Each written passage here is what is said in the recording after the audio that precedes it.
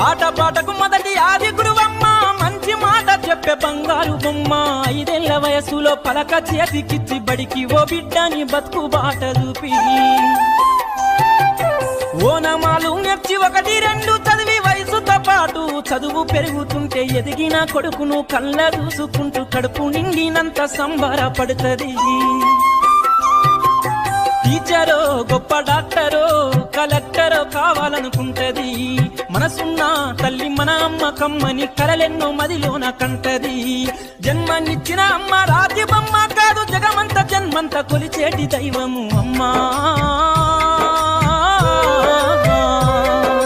కమ్మనైన అమ్మ పాట వింటే ఎంత మధురమో,